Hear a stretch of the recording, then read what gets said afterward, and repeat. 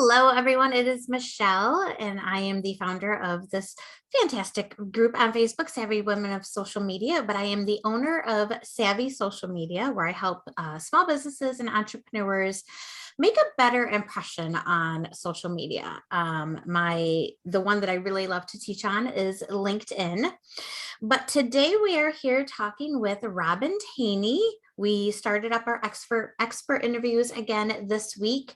So if you have a topic that you would like to discuss, comment below or message me, because I am looking for people to interview in June and July. We have all of May covered. I'm trying to do twice a week.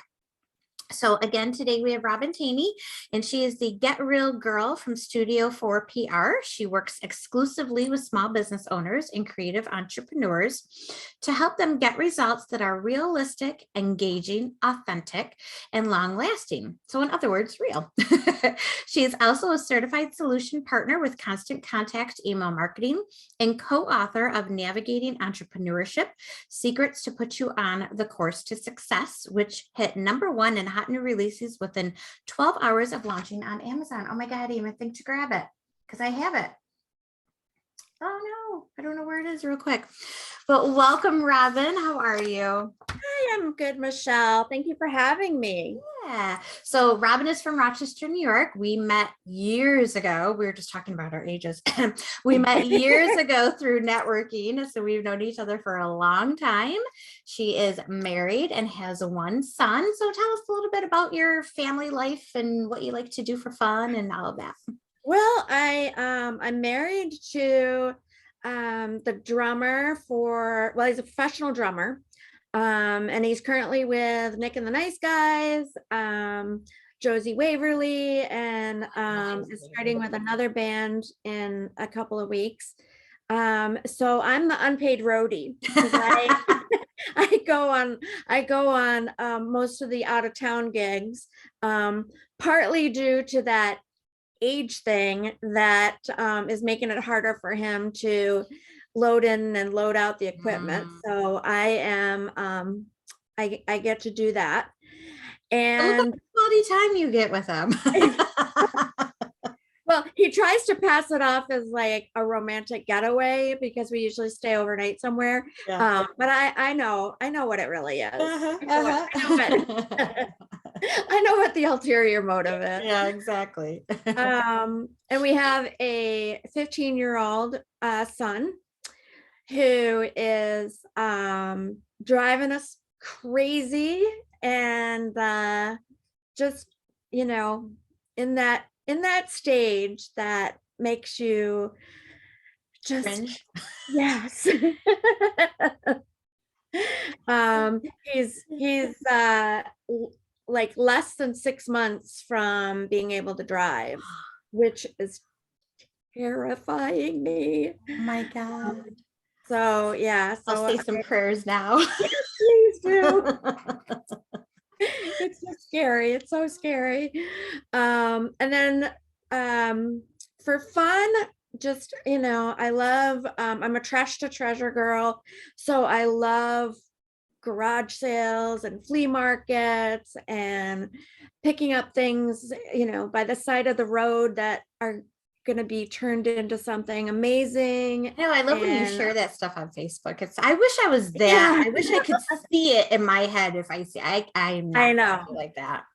Well, I can't take credit for all the ideas because I'm addicted to like HGTV, and a lot of the Facebook groups are upcycling groups and everything. So I get a lot of ideas from them, but I'm always amazed that they actually turn out looking anything like what they're supposed to. Such Yeah. a good job.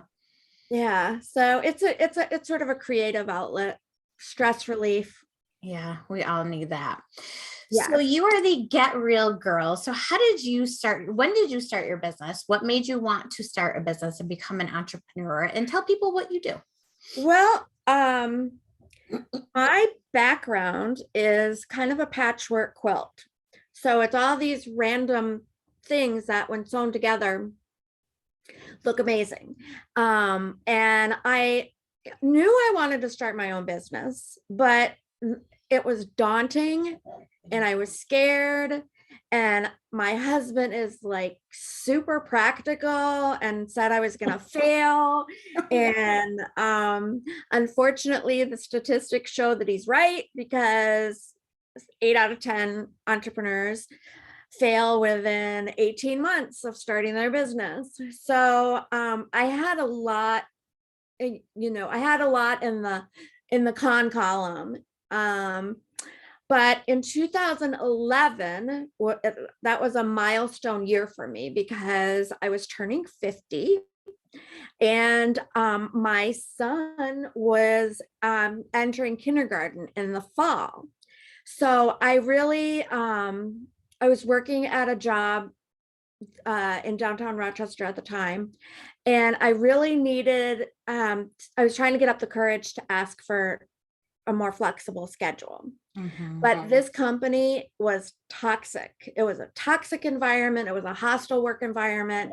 And the owner was a male who had zero regard for family or anything like that. That's awful. So I was terrified to ask. So the blessing in disguise was that I got laid off. And the epiphany for me was the day the kindergarten enrollment forms showed up in the mail the same day as the invitation to join AARP. And that and that was the proverbial kick in the pants that I needed to get started. I'm getting that stuff, and I'm only 44. What the heck? Yeah, it's get awful. excited. Yeah, it's gonna be a long time. Ugh. Yeah. So the research that I did showed that small businesses, that US based small businesses are the biggest. They make up the most of the businesses in the United States, is small businesses. And yet they are the most underserved by PR firms. So it struck me as really that there was like this missing piece that was keeping entrepreneurs from really getting out there and possibly being able to make their businesses as successful as they could, because they weren't getting noticed. So today I help creative entrepreneurs get noticed by their ideal client so that they can focus on building a successful and fulfilling business. And I love it. That's cool. Now, we were talking beforehand. You said that you're switching your model and gears, you're pivoting a bit. Number one, did it have to do with COVID? Because we all know how we all had to pivot these past 2 years. And number two, what made you decide, and what's the new direction? What are you looking forward to? What are you doing to learn what you need to do? Well, part of it, COVID, I think, has changed the way we work across the board. And not all of it is bad. But we definitely, I think as a society, we've had to pivot and figure out different ways to work. For me, it was really I'm very big on building relationships. That's the core of my business, is all about building relationships. PR as an entity is generally more about the metrics and the numbers and the strategies and all of these kind of buzzwords that small business owners have. They just eyes glaze over because they just have no idea. It's not their wheelhouse. And that's not my wheelhouse either. I'm more of the creative, warm, fuzzy, that type of approach. So I love working with small businesses one-to-one. But what I found was that there was a huge disconnect between what they thought PR was and what it could actually do for them.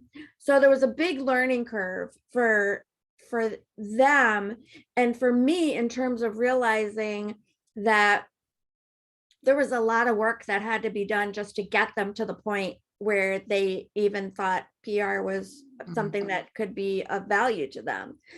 So I started really looking at more of the, the online space, and which had for a long time I thought seemed very impersonal and kind of, once you're out there, you're lost and you're just a number. But I've seen a lot that's been done over the last couple of years where they've really done a good job at building relationships, and social media and email marketing have come a long way in terms of, kind of nurturing and fostering the relationships. So I decided that I really wanted to kind of take that leap, and it's a learning curve in terms of, what that looks like and what it means. And there's probably metrics and numbers and stuff that I'm gonna have to suck it up and figure it Your out, favorite. whether I want to or not. Yeah. But there's a lot of entrepreneurs out there that are that deserve to have their story told, and I want to reach as many of them as I can. So I guess let's start at the beginning then. What is PR? Like in the olden days, it was way different than it is now. Oh So I yeah. guess when you first started your business, what was PR compared to what it is now? Well, funny that you should ask that, because it actually had what we would think of today as a very negative connotation. And the men that are considered the founders of PR were actually, um, their mission was to basically manipulate people into thinking the way that they wanted them to, or the way that their client wanted them to, in order to achieve a certain goal. So whether it was buy a product, vote for a certain political candidate, or ignore things that were happening that maybe would have caused the consumers to not buy a product and look the other way. So their goal was very underhand. It just was very underhanded and seemed very Sleazy. yucky. And Yeah. so when I got into it, I really was like, it's a conversation. It's having a conversation with the person who you most want to do business with, and just having a conversation that builds a relationship where you're planting a seed that may not bear fruit for 6 months, but when it does, you will have built a foundation based on that know like trust factor that is critical to the field of marketing and PR today. And it was not complicated. It was not. I think of it as more of a mindset than an accessory. It's more of it's something that you really um have to embrace you have to embrace that space, that in order to get out there, it's not just the being in the newspaper and being um featured on TV and trying to twist the story so that you can get more customers. Yeah.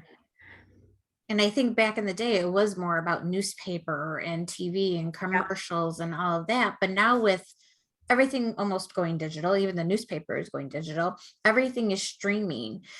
What are some mistakes that people are making now that they can hopefully fix with your advice?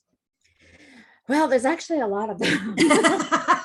Oh, great. That makes me feel happy. I'm going to focus on three though. Okay, good. I'm going to focus on the top three. Okay. The first is thinking that they aren't newsworthy. And that could not be further from the truth. I don't care who you are. Everybody has a story that deserves to be told. And that's why I don't think anything that I do is newsworthy. So how do you change that mindset then? What do you do? Well, I think it's really thinking in terms of thinking more about your tribe than about the masses. And one of the things I always ask is, would you rather have one client paying you $3,000 or 3,000 clients paying you $1? Mm. And if you think about it, the 3,000 clients that are paying you $1 sounds like well, at least I'd have 3,000 clients. More people would know who I am. But are they going to be the best quality clients? Are they going to be inspiring you to do your best work? Are they going to be appreciating the work that you do? Or are they just like the low hanging fruit that's going to go outside the scope of work and drag you down?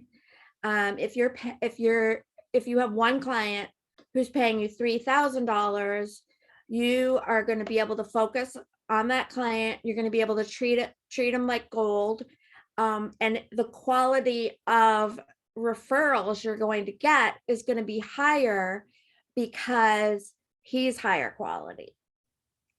So it's better to, it's really better to think in terms of narrowing your gap so that you're not thinking of that you have to put yourself out there in front of, millions and millions of people.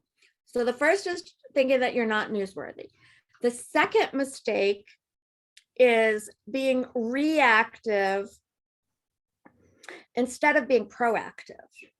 So they think, oh, we did something cool, let's put out a press release. Instead of setting aside a half a day or a day at the end of the year and mapping out what the next year looks like. What conferences are you going to? What public speaking engagements do you have? What products are launching? What what are you doing? What strategic partnerships are starting up? And then figuring out, is there a platform that would be work that we could tell this story? Is there a holiday or a trending news event that we could tie this to? And really being able to think long term and map out, what that looks like. People do not take the time to do that, and that's I don't. Yeah. And it hurts in the long run because you're grabbing for like whatever you can get and whatever comes your way instead of focusing on keeping your eye on the prize sort of thing. And then the third mistake is treating PR as an afterthought, which is where you're kind of like, well, if we have money, if it's in the budget, we can put it towards PR. And that's just not going to help you because you need the PR to be able to get you there. It's a double-edged sword. If you don't do it, nobody's going to know who you are. And you want the right people to know who you are so that you're not constantly foraging for the low-hanging fruit. So you really have to treat it, like a mindset. It has to be as important as every other aspect of your business. Whatever the most important part of your business is, the PR should be right up there with it. Yeah, that's really interesting because I don't map out the conferences I want to attend. And I think I did at the beginning, but I think with COVID really screwed everything up because there Yeah. were no conferences, there was no networking. And I think I got used to not doing that for the past 2 years. So somebody who's never done PR like myself, I do social media, obviously, but for somebody who's never done PR, where do they start? You don't want them to be so overwhelmed. Where do they Right. start? Well, I think, part of it is recognizing that content, the content that you can provide your ideal client or your ideal audience is going to help you so much in the long run, because that's how they're going to get to know you. That's how they're going to trust you. That's how they're going to learn from you. And that's how they're going to eventually, hopefully, open their wallet for you. Mhm. So the first thing I would say is that it's every plan is kind of custom depending on what their goals and what the business is and everything. But I would say for the most part, Getting Real, which is the 4-step platform that I put together to help businesses understand that with these 4 core principles, every business can be successful. And that's getting realistic. So you have to be realistic about what are your goals? Where do you want to be 6 months to a year from now, or 3 years or 5 years or whatever? You have to be engaging. So you have to actually put yourself in front of the people. First, we have to find your ideal client. No, it's not everyone. I think on that with social media, when it comes to Yeah. figuring out, I used to be that person, and you may have too when you first started your Yes. business. I could work Yes. with anybody Yes. in the world if I wanted to. Yes. But what I talk about is you really got to find who excites you to get out of bed and work with in the Yes. morning, Yeah. who resonates with you, who's more attracted to you. And for Yeah. me, I thought I could work with men and women, but for me, it's been women who attract to me and who Yeah. I love to teach. So yeah, I think it's Yeah. so important, not only for your business, but marketing, social media, PR. You need to know Yes. your goals and your target market. Yes. Yeah, for sure. I mean, without a doubt. Without that, it's like You're stuck. you're shooting arrows in the dark. Mm-hmm. Um, so then you have to be engaging. I mean, you have to have the tools, you have to have a little bit of knowledge. And that, I think, is something that a lot of entrepreneurs kind of that messes them up, is that they think, I'm not an expert. But you don't have to be an expert. You just have to know a little bit more than what your ideal client does, and take them with you on your journey.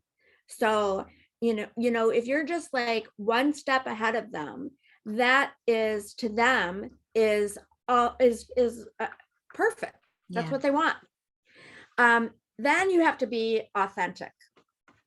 And I believe, and I may have an unpopular school of thought, but I believe that being vulnerable is actually a sign of strength I agree with as you. opposed to a sign of weakness. Yep, I agree with you. Your business has to stand for something. It has to be, aligned with your principles and your and what you are willing to settle for. Mm-hmm. And I'll tell you a story that goes back, probably, I used to use it in workshops, probably back toward the beginning of when I first started. Um, and it was a tweet that a baseball player with the Miami Marlins put out to Nordstrom, the department store. Mm-hmm. And Nordstrom has a reputation for being like very customer oriented. Yeah. They will send customers to their competition if they can get the product there. They are very, very, very customer focused. So this Miami Marlins player was apparently in a store and saw a woman breastfeeding her baby. And he posted not only a picture of it, but a tweet that said something to the effect of that he was disgusted and that um, he would not shop there anymore. And so that is something that's a controversial topic.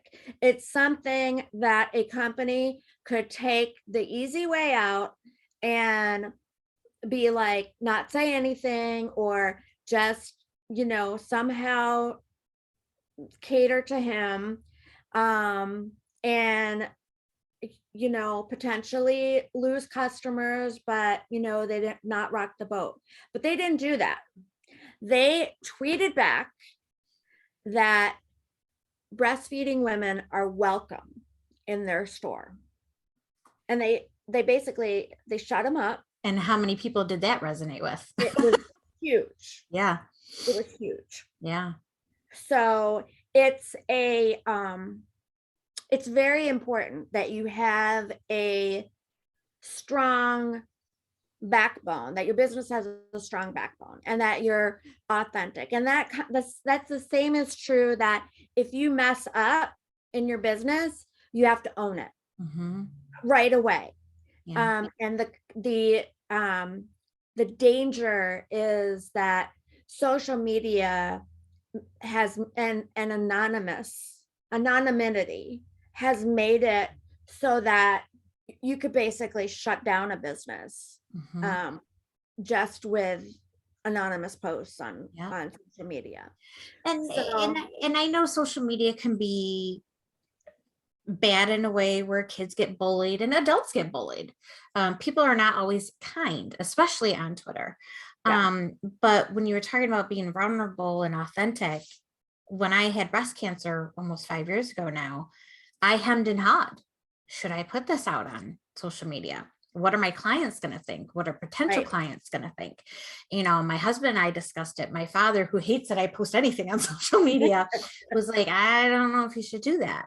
So I waited a good month after I found out I had breast cancer before I put it out there. But the vulnerability that I put out there, and I did a newsletter then, the comments I got back from the newsletter and from the posts was just so, I get goosebumps now because people want to see that vulnerability. They want to know who they're working with. They want to be able to know, especially since COVID, we couldn't do face-to-face. I hate to always go back to COVID, but we couldn't do this face-to-face, right? You can't see people's body language. Right. So how are you going to know if you can work with them? And, just doing that, and the people that I hadn't talked to in so long came out and made meals and this and that. It just really resonates with people because you never know what other people are going through, and you never know how your story may be so inspiring for somebody else, and then they turn into a client. Yeah. Even though your story doesn't have anything to do with business, it still is. It makes you a real person, and it makes you, that you're having challenges like everybody else. But when you triumph over them, then you're giving another level of inspiration to them. And when I was going through it, hair is important to us women, right? I had just gotten my hair the way I wanted it before I had to go through chemo and all that. I didn't have to show my bald head. I know it probably made people uncomfortable, but that was what I was going through at the time. And it may have freaked some people out, but it also may have, like you said, encouraged people to be more, open and stuff. And people still come to me today. I'm somebody that I think we both know, I don't know. But her daughter is now going through cancer, and I've had more people in the past couple of years reach out to me to see if I could talk to their family members or their friends because they knew I went through it. So in a way, they may not be clients, which is fine. I'd rather help them. It's not all about getting somebody as a client. Right. Like you said, it's about relationship building. Yeah. And I'm more than happy to help anybody who's going through the situation that I went through. Yeah. Yeah. I think being heart-centered Mhm. is the way of the future. Yeah, and it's so important, especially nowadays. Yeah. So so then the fourth step is developing the mindset that you want to have a long-lasting relationship with every person that you come in contact with. And some of it goes with what you were just saying about, being able to help people through the trauma that you went through.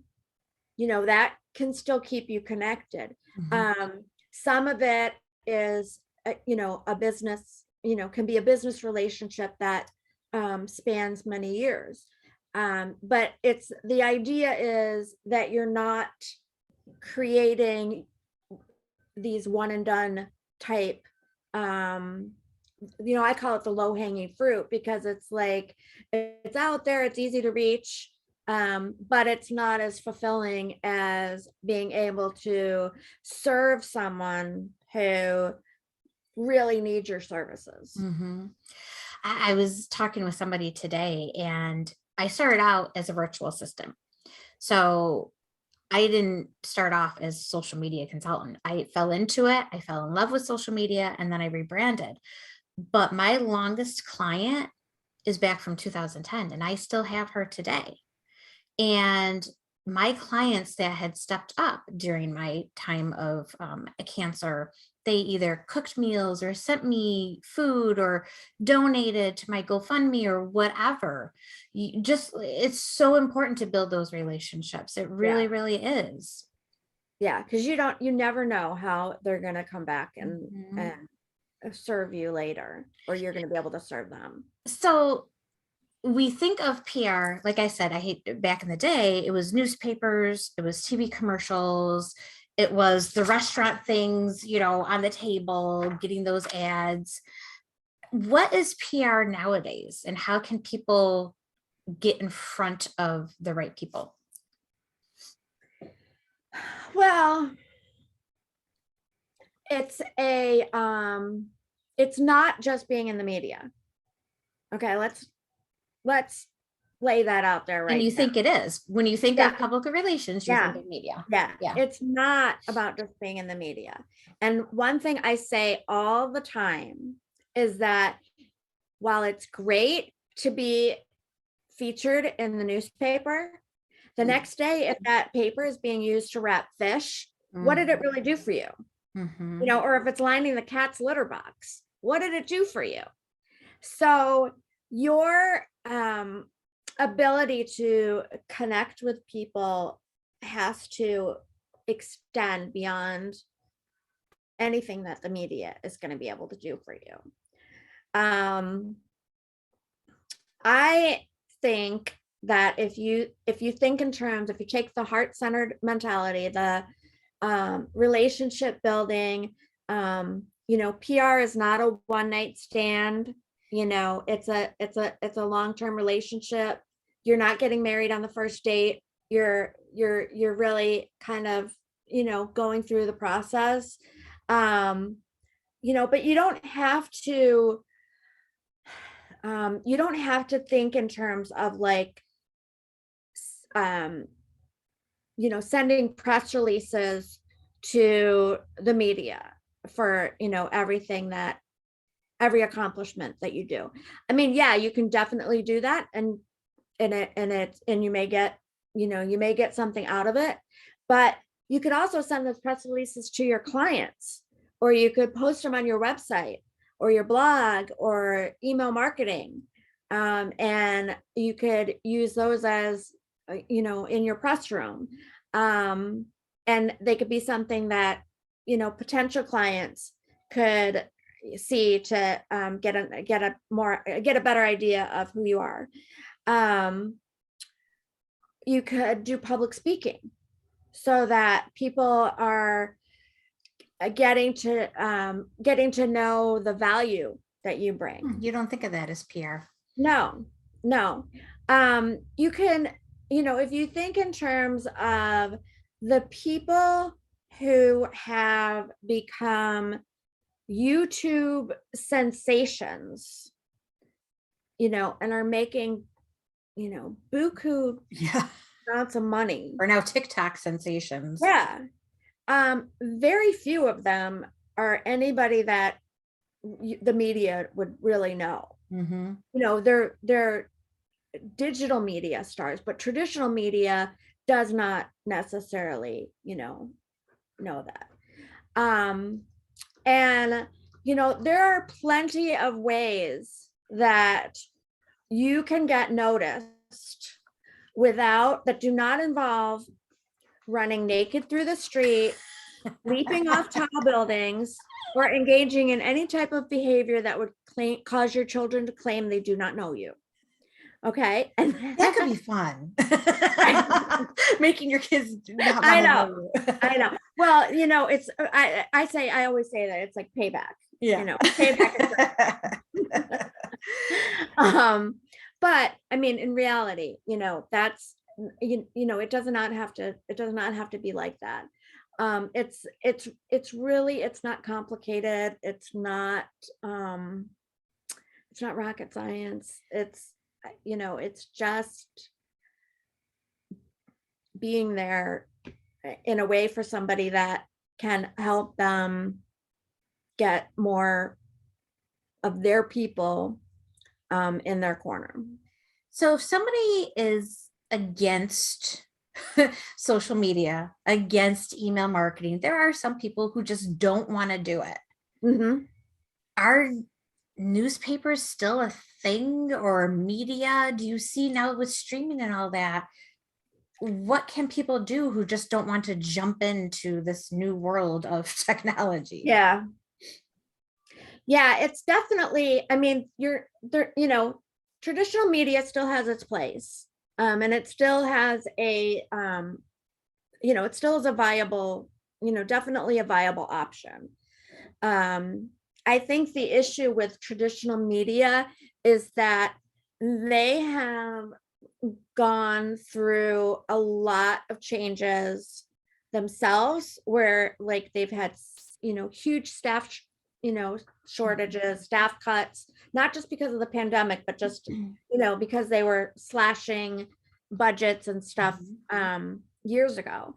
And so that gone are the days where there is a reporter that's able to really focus on the story that has meaning and really be able to dig in. And a lot of it is more advertiser driven. A lot of it is more what is this, not sensational, but what is gonna get the viewers attention, because they have to compete with a lot on the digital side that is faster, more immediate.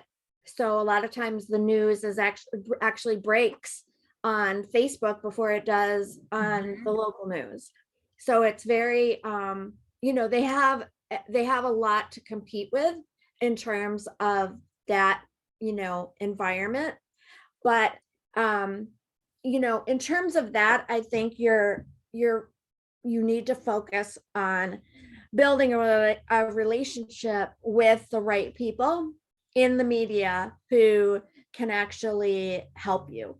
And one of the ways that you can do that is to kind of develop a reputation as a thought leader in your field, or as the go-to person for whatever your expertise is. So you send them story ideas that don't have anything to do with your business, but that are good ideas. And when they get to, because they don't have the time to cull through the thousands and thousands of stuff that they get. So if somebody is able to, target, an idea for a story that will resonate with the viewers or the readers, and is, either, one of the three things that that you determine whether it fits is it entertaining? Is it informative or educational, or is it controversial? One of those three things is gonna, is usually guaranteed to get some kind of coverage. So if you can build a relationship with the key people that are in those roles, and sort of be known as, a good contact, then when they need somebody to talk about something that falls into your expertise, they're more likely to take it, because you've already demonstrated that you're not an ambulance chaser. You're not looking to, you're giving with no strings attached. So you're not trying to scam them out of something. Yeah. And the stories are authentic and they're good, and they're, they really check off the boxes. So I think that, again, it comes down to relationships.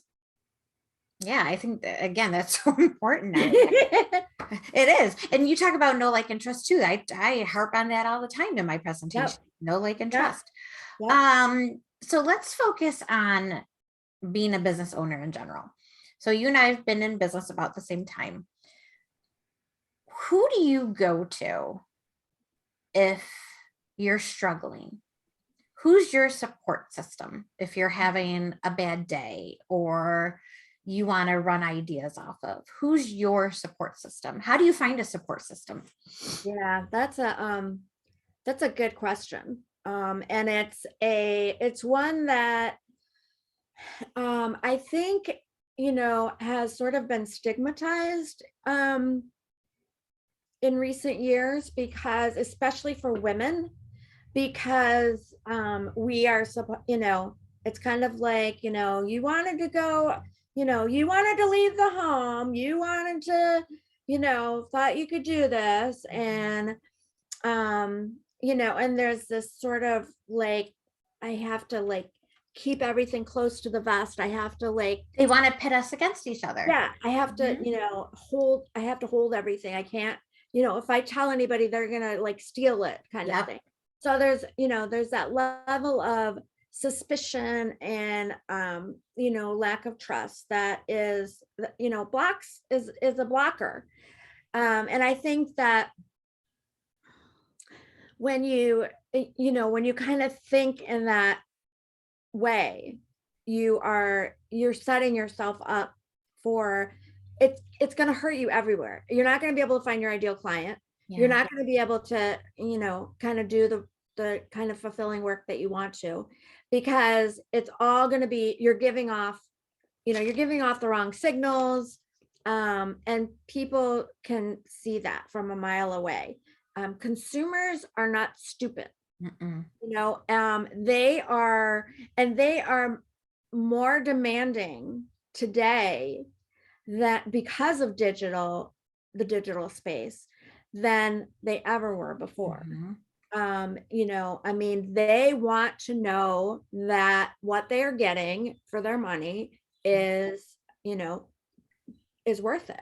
And you can tell if somebody's being fake. You I don't really absolutely. advertise or do any posts on TikTok. I'm trying, but you can tell when somebody's really faking it. Yeah, I'm sorry. They may yeah, think they're not, but they are. yeah, And yeah, it's about being real and yeah, authentic. yeah. And it's, I mean, I hate to keep harping on the relationship thing, but that's Yeah. that's what it comes back to. So, in terms of who my support system is, it's I have like a tribe of sorority sisters that um I mean, I was in a college sorority 40 something years ago.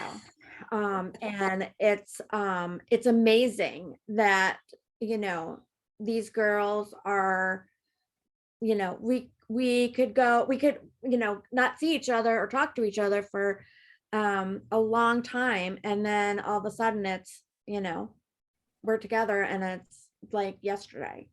And in 2018, we had a huge reunion at my college that brought us all back together. And then when COVID hit, there was like a small, like a subset of that group that was that kind of came together, and we did Zoom happy hours. I do And it that was with friends every month. yeah, and Yeah. we just we did it mainly to like get each other through the through the isolation. Yep. And it's continued. We have a messenger thread that we're on it all day long. Hey, how you doing? This is happening, that's happening, whatever. So I mean, that's something that's like, is really important, is having, quality, good friendships that kind of get you, and Mhm. that you can just let it all hang out.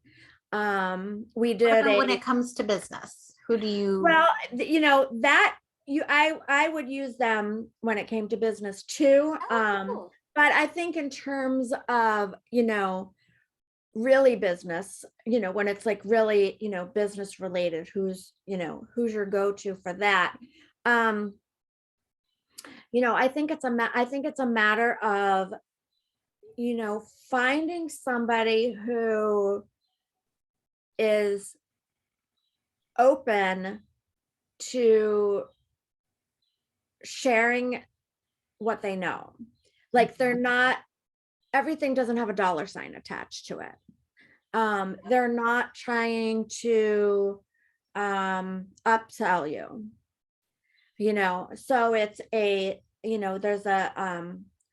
there's a level of comfort in being able to, kind of have that, like, I don't know what I'm doing. I'm not necessarily comfortable, saying that out loud, to a whole lot of people, if I want those people to actually work with me, Mhm. but if I'm going through trying to get something done that's going to make my business better, I have to admit that I am not an expert in that area and I need help. It took So me a while to say that sometimes. If yeah, somebody asked me a question on one of the webinars and I didn't know the answer, I'm like, I'll get back to you on that. Let me yeah, research that for you, yeah, because you want them to think you know everything, but we yeah, don't. We're human. right, We don't right, know right. everything. Remember, it's just, if you know just a little bit more than they do, Mhm. they appreciate that. And they appreciate being able to, and to say that, Yeah. and say that that you will find out for them.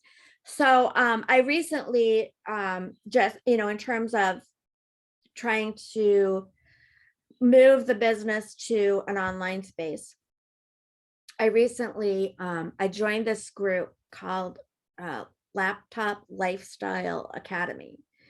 And it's run by a mother-daughter team that are in Lubbock, Texas. And I followed them on social media for many years. And they used to be in like a network marketing space, which is kind of a weird, it's kind of a weird story how I gravitated toward them, because I'm not in network marketing. I mean, like, like direct marketing, Mhm. or like Avon, or Mhm. Mhm. that kind of thing. Um, so I followed them, for a long time, and I really, I liked their personality. I liked their, um, I liked their story. Um, and they call it their hero story. So it's Mhm. kind of, like how they started, what their challenges were, and how they, overcame them, and where they are today. Um, so I'm going to admit it. made a lot of bad choices We all have. with asking for help. Mhm. Um, Spent a Lot of money. lot of money. I'm there too. Don't worry. My husband still My reminds me husband would sometimes. not be happy with if he knew exactly how much. Yeah. See, my husband reminds me every so. Remember when you spent that amount and you haven't Yeah, done anything with it? Yes, honey, I know. yeah, yeah, We've yeah. all done that. Yes, yes. So it's definitely a um stepping out of your comfort zone feeling To to go be back to that a minute. Sorry to interrupt, but I was just thinking, we say that they're wrong choices, but we may still learn something from all of that. You well, know? yes, true. You may have learned that you shouldn't have made that choice. You learn who you can trust. Right, You learn what right. to want. Yes, it may have cost us thousands of dollars, but Yes, you learned from your mistakes. yes, And now it's led you to this yeah, great opportunity. So yeah. I think, yeah, it's a mistake. That's what I'm trying to teach my 11-year-old. Yeah, it's a mistake, but we're still learning from it. Right, right. You know? Yeah, I'm a firm believer that there's no such thing as a mistake gone bad, Yeah. because there is something, you will get something out of it. There may be even something good that comes out of it. Yep. Um, so but I think the thing that is an obstacle for a lot of small business owners is that they're going into it already with, there's not a manual for Yeah. how to do this. They're going into it with, they may have started their business as a way to escape from something else, a Mhm. bad job, a bad relationship, a bad situation. Um, so they don't know what they don't know, Exactly. you know, and it's and you don't know, when you don't know what you don't know, you don't really know who to go Mhm. to ask. Especially when So, you're a new business owner, you don't yeah, know what you're doing. yeah, Yeah, I started my business in 2010. Do I still make mistakes? Of course, yeah, because it may be something new that we've never done before. yeah. And as You you know, continue to learn, you're going to be um, you're going to continue to be able to take that information and share that with Mhm. your ideal client who is just a little bit behind you, maybe hasn't made that mistake yet, Mhm. maybe appreciates the fact that you went through that, you made the mistake for them so that Yeah, they don't have exactly. to, and you can make it so that you can save them that. So this program that I joined is it's called Laptop Lifestyle Academy, run by this mother-daughter team. And they just they have so much value in the content that they offer that, like, for example, um, I really need to start doing reels on Oh Instagram. my God, I just started them. Oh my God. I'm in social media and I hate them. I know. I don't want to do that. I Right don't now, I'm just here. Let me tell you how to start very easily. Okay. Start with images. Okay. I saw that on Instagram. You just find images that represent what you're talking about, put some text in there, put some music.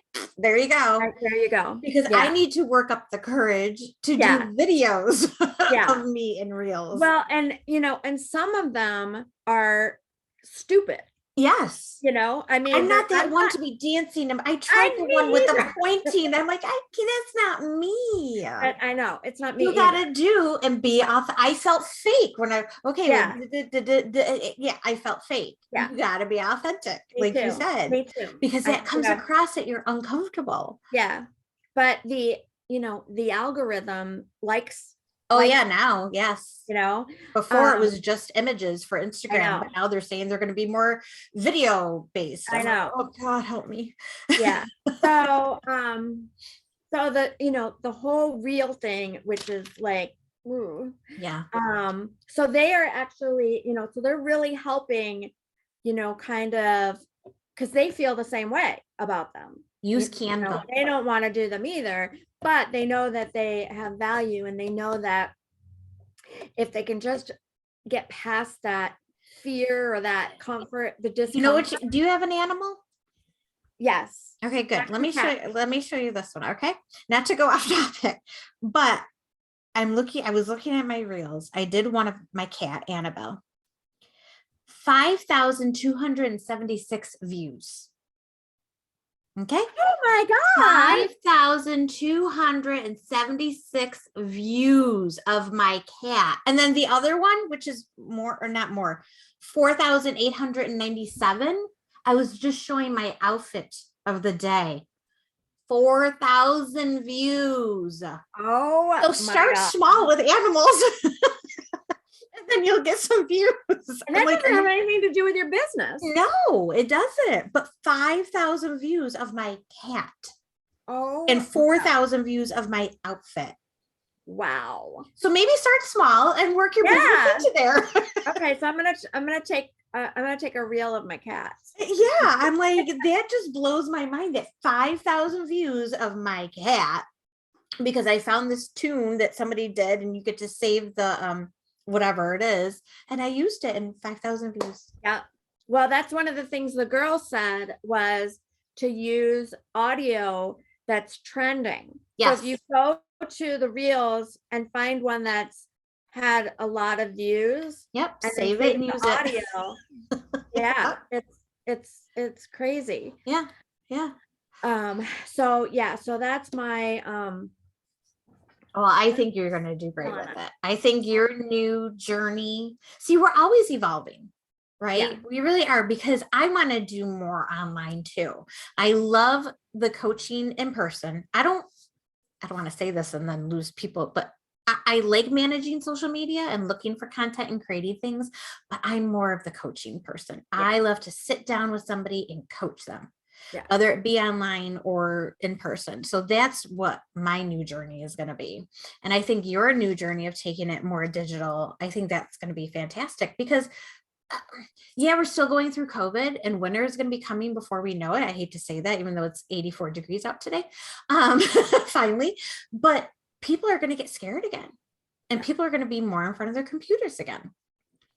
So what has been one thing, and then we'll end it there. What has been one thing that you've learned about yourself as a business owner, as an author, as a mom? How have you evolved during this time?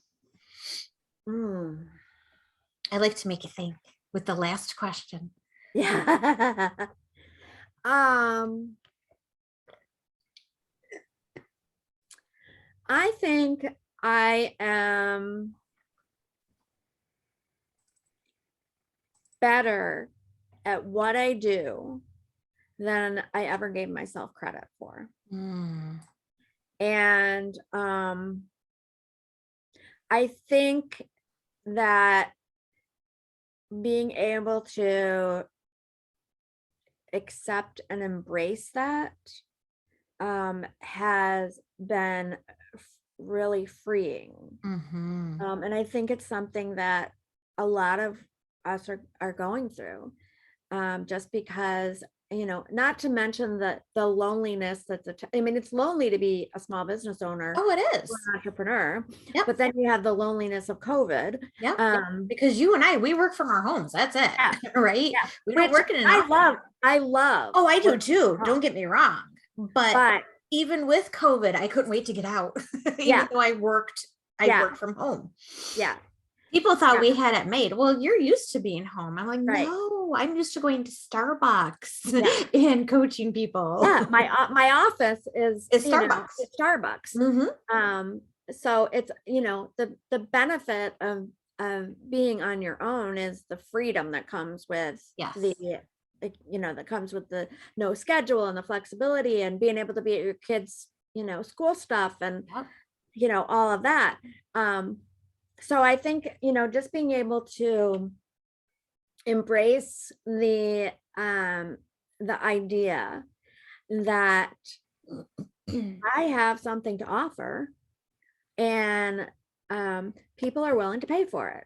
Mhm. And that, that's kind of it's a confidence booster.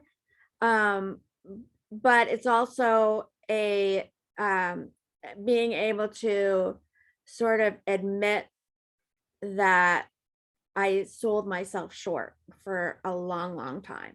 I think we all do. I think we're afraid Yeah, because, like you said, it's a man's world. Well, it was a man's world. I think we're afraid that we're gonna be judged, that yeah, people think we don't know what we're talking about, especially because if you're a mom, some people think that should be your only job. Well, right. hello, no, it's not.